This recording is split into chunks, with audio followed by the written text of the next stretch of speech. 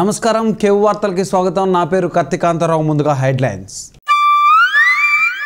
మళ్ళీ చచ్చేదాకా దీక్ష చేపట్టిన బొంతపురుగు నియోజకవర్గం ఎమ్మెల్యే. ఆహార పథకం కింద ఇంటింటికి చటాక్ బియ్యం సరఫరా చేయాలని డిమాండ్. కుక్క కరిచిందని గవర్నమెంట్ దవాఖానకి పోతే లంచం అడిగిన డాక్టర్ను కరిచిన పేషెంట్. తెల్లవారుజామున 6 గంటలకు కాఫీ అందించలేదని భర్తను తీవ్రంగా కొట్టిన భార్య.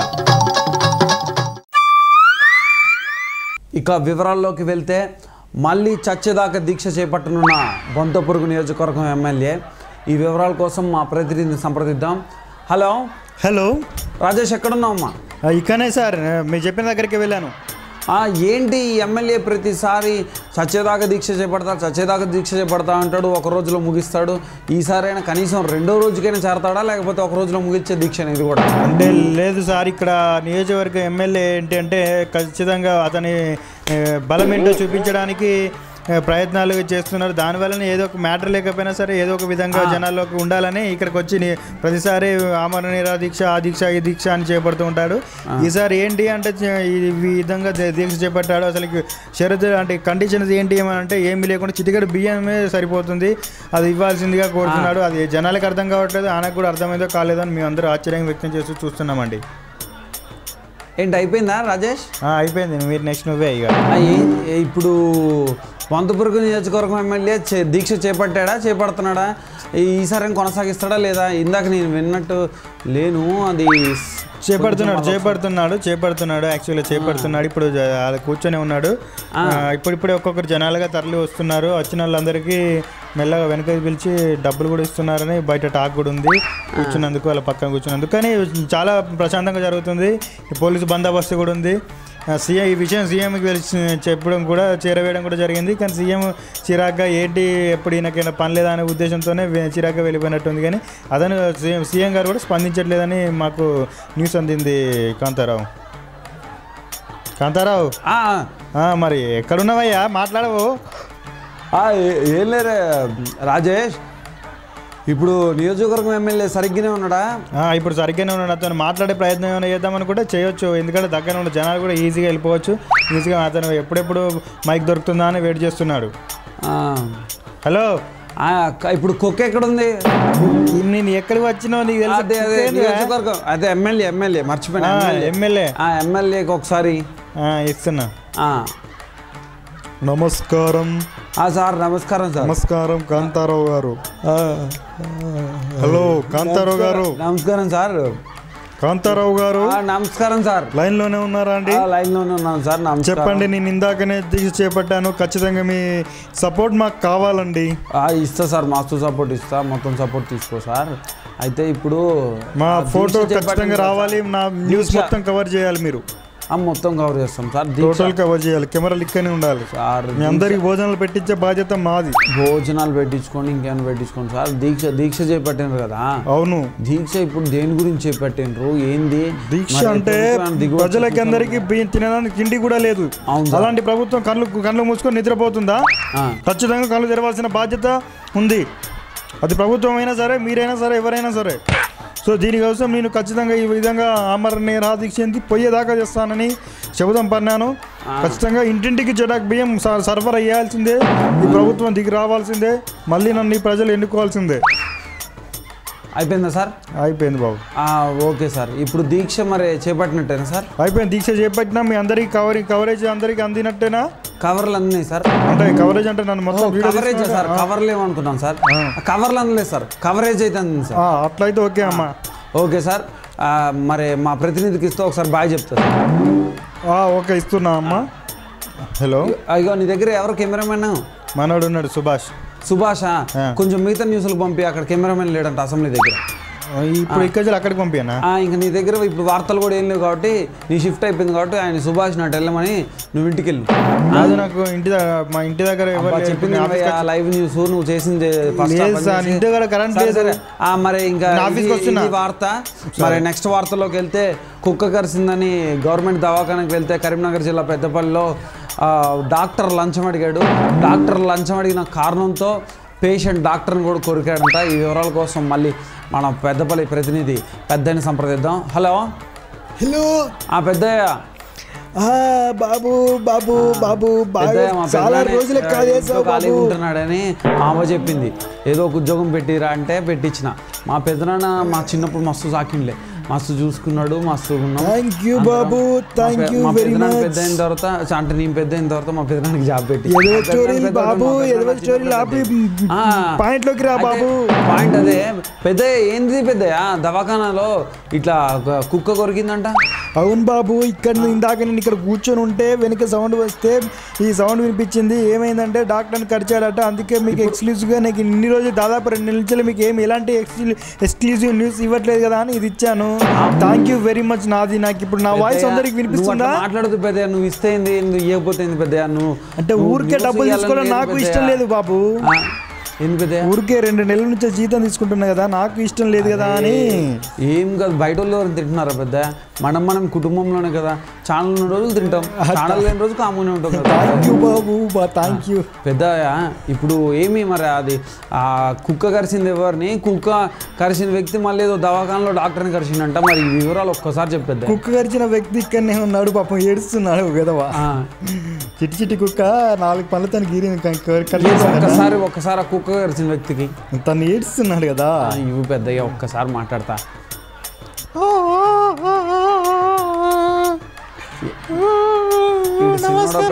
బాగా ఏడుతున్నాడు. బాబు నీ పేరేందయ్యా? లచ్చన్న. ఇప్పుడు కుక్క అంటే నిన్ను చూసి కరిసిందా లేకపోతే నువ్వు కుక్కను చూసి కరిచింది? ఏది ఎట్లయింది అసలు? నువ్వు కరవకపోతే అది కరిసిందా లేకపోతే నిన్న అది కరిసిందా? లేదు బాబు, నా పాటికి నేను నడుచుకుంటూ వెళ్తున్నా, వెనక్కి వచ్చి పిక్కని కరెక్ట్ని కసక్కని కొరికింది బాబు. అంటే గతంలో కూడా ఈ కుక్క నీ మీద ఏమైనా దాడి చేయబోయిందా? ఇప్పుడే మొదటిసారి చేసిందా? లేదు బాబు, నేను కుక్కని కూడా లేదు, నడుచుకుంటూ పోతున్నా. అంటే గతంలో ఎట్లాంటి మీ మధ్య ఎట్లాంటి విభేదాలు లేవు కుక్కకి నీకు? అంత మంచిగా ఉన్నారు. లేవు, అది పిచ్చి కుక్కనో మంచి కుక్కనో డాక్టర్ దగ్గరకు పోతే. అది కరిసింది కరెక్టే, అది కరిసిన తర్వాత నువ్వు మనుషులు కరుస్తున్నావు, అంతకు ముందు నుంచి నీకు కరిచే అలవాటు ఉందా? లేదు బాబు, ఇంతవరకు కలవలేదు. దవాఖానాలో డాక్టర్ని కరవటం ఏందయ్యా? కుక్కలు కరిచేటోళ్ళకి కనిపిస్తాను బాబు. నేను అదనట్లే, దవాఖానాలో డాక్టర్ని ఎందుకు కరిచినావు అదొకటి చెప్పు. ఆ బాధతో నేను ఏదో నన్ను పైసలు అడిగాను బాబు. ఏమి నీ పేరేదో అన్నావు? లచ్చన్న ఏమన్నా కొత్త గవర్నమెంట్ దవాఖాన లంచం అడగ ఏం అడుగుతారయ్యా? గవర్నమెంట్ దవాఖాన లంచం అడిగితే నువ్వు కొరికినవంటే ఏమనుకోవాలయ్యా? మనకి ఎక్కడైనా మన ప్రభుత్వాలు ఎక్కడైనా ఫ్రీ అన్న మాట ఉంటుంది కానీ ఎక్కడైనా ఫ్రీ ఉంటుందా నిజంగానే? అట్లా అనుకుంటే పొరపాటు కానీ. నా బాధలో ఒక్క సూది మంది అంటే లంచం అడిగేసరికి నేనేం చేయాలో తెలియక కసక్కను కొరికాను బాబు. అది కామను, ఇప్పుడు ఇద్దరికి తెలుస్తుంది బాబు. ప్రైవేట్ ఆసుపత్రి కంటే కొంచెం తక్కువ తీసుకుంటారు కాబట్టి గవర్నమెంట్ ఆసుపత్రికి వెళ్ళాలి కానీ అసలు తీసుకోరని వెళ్తారా? సరే లచ్చన్న, నీ పేరు లచ్చయ్య? లచ్చన్న. మరి జాగ్రత్త, కొంచెం మా పెద్దయ్యని కూడా ఏమన్నా కుదిరితే ఇంటి దగ్గర దిగబెట్టి నువ్వు వెళ్ళిపో. సరే మా పెద్దయ్యకి ఒకసారి. పెద్దయ్య ఉంటా. అదే నా చెల్లె చెప్పింది ఈసారి కొంచెం జీతం 2 రోజుల ముందు పంపిమని చెప్పొచ్చు కదా మీ హెడ్ ఆఫీస్ కి. పంపిస్తా. పెద్ద ఎక్స్క్లూజివ్ న్యూస్ ఇచ్చాను కదా. పుల్లారెడ్డి సీట్స్ తెస్తానులే వచ్చేటప్పుడు. ఉంటా పెద్దయ్య, ఉంటా. మంచోడు మా పెద్దయ్య. ప్రతిసారి ఊరికి వెళ్తే ఎంత బాగా చూసుకుంటాడు మనిషి. ఇప్పుడు మా పెద్ద విషయాన్ని వదిలిపెట్టి మిగతా వార్తల్లోకి వస్తే, ఉదయం 6 గంటలకి కాఫీ అందించలేదని భార్య భర్తను తీవ్రంగా కొట్టింది. అయినా నాకు అర్థం కాదండి, భర్తని భార్య కొట్టకపోతే ఇంకెవరు కొడతారు? ఉదయాన్నే 6 గంటలకు టీ అందించడం, అన్నం పెట్టడం, లేకపోతే సబ్బుతో బట్టలు తొక్కడం, ఊడవడం, ఇవన్నీ కామన్ భర్తన తర్వాత. సార్ ఒక్కసారి వివరాల కోసం మా ప్రతినిధి దగ్గరికి వెళ్దాం. హలో, ఏంటి అక్కడ విషయం? అదే భార్య భర్తను ఎందుకు కొట్టింది, అసలు ఎందుకు ఈ సన్నివేశం అక్కడ చోటు చేసుకుంది, ఆమెకు ఎందుకు అంత కోపం వచ్చింది, ఇది ఒక్కటి చెప్పు చాలు. ఎవర్రా భయ్ నువ్వు? ఎవడరా అంటవేంటి? మీకు ఏ నెంబర్ కావాలి, ఎవరికి ఫోన్ చేసినావు, ఏం చేసి ఏమొస్తానో ఏం మాట్లాడతాను? అరే నా పాటికి నేను వండుకొని ఉంటే మంచిగా భయ్. అరే సుబ్బారావు ఇది లైవ్, నువ్వు ఇట్లా మాట్లాడటం పద్ధతి. ఎవర్రా భయ్? నా పేరు అప్పారావు. అప్పారావా? చల్ ఎవరికి ఫోన్ చేసినావురా భయ్? 323639 కదండి నీ తలకాయ. ఇక్కడ లాస్ట్ నెంబర్ రెండు నెంబర్ తప్పుకొచ్చినావు. తాగి మాట్లాడతానా? తాగి వచ్చినావురా? మేము ఒక్క నిమిషం సార్, ఇది రాంగ్ నెంబర్ పోయినట్టుంది. మేము న్యూస్ ఛానల్ నుంచి మాట్లాడుతున్నాం సార్. మా సుబ్బారావు అనుకుని న్యూస్ ఛానల్ చక్కగా వండుకున్నాను. ఒక్క నిమిషం సార్, ఒక్క నిమిషం. ఇప్పుడు మళ్ళీ కోటర్ తాగాలి. సాంకేతిక లోపాలండి, బయట వర్షం కదా, అటు నుంచి ఇటు వైర్లు మా ఓడి వైర్ వెళ్ళి వీడి వైర్ మీద పడ్డట్టు, ఆ ఫోన్ వెళ్ళాల్సింది ఈ ఫోన్కి వెళ్ళింది. సరే ఇప్పుడు మా ఓడికి కలుద్దాం. రింగ్ అవుతుంది ఎత్తుతాడు. ఒక్క నిమిషం. Hello Subbarao. Hi sir. Subbarao, ఇప్పుడు ఏంటి విషయం? భర్తని భార్య ఎందుకు కొట్టింది అంత తీవ్రంగా? భర్తని కొట్టిందంటే కారణం ఏంటంటే పొద్దున మార్నింగ్ టైంలో యాక్చువల్లీ రోజు 4-5 లేచి వెంటనే కాఫీ పెట్టి స్నానం చేసి బట్టలు ఉతికి అంట్లు తోమి అన్నీ చేసి ఆఫీస్కి వెళ్ళిపోయేవాడు. సో ఈ రోజు మాత్రం అంటే అది కొత్త చేసేది ఉందా భర్తగా? అతను ధర్మం చెయ్యాలి. కానీ రాత్రి వీళ్ళు ఇతను సినిమాకి వెళ్ళాడటండి. సెకండ్ షో సినిమాకి వెళ్ళి పడుకునేసరికి లేట్ అయింది. భార్య కోరుకుంటే ఖచ్చితంగా సినిమాకి వెళ్ళాలి కదా. మరి సినిమాకి వెళ్ళి వచ్చేసరికి పండుకొని మళ్ళీ మార్నింగ్ లేచి కొంచెం లేట్ అయిందని పాపం కొట్టిందట. తను కూడా అసలుకి చాలా ఏడుస్తున్నాడు. భార్య మాత్రం చాలా ఆవేశంగా ఉంది. సరదాగా సినిమాకి వెళ్దామని తీసుకెళ్ళి ఉంటుంది, చూసుంటారు, మంచిగా అయిపోయి ఉంటుంది. కానీ ఆ తర్వాత భర్తని ధర్మం ఉంది కదా, పొద్దున్నే లేచి కాఫీ పెట్టి ఇవ్వాలా లేదా? మరి మర్చిపోయాడు కదా సార్. ఒక్కసారి అబ్బాయికి మాట్లాడతా నేను. హలో బాబు, నీకు పెళ్ళి ఎన్ని రోజులమ్మా? 2 సంవత్సరాలు. 2 సంవత్సరాలు అయిందా? మరి 2 సంవత్సరాలు అయినా కానీ నీకు ఇంకా తెలిసి రాలే ఎట్లా ఉండాలనేది? ఎందుకు ఏడుస్తున్నావు భయ్యా? బాబు హలో నానా, ఎందుకు ఏడుస్తున్నావు? నేను చెప్పలేను సార్,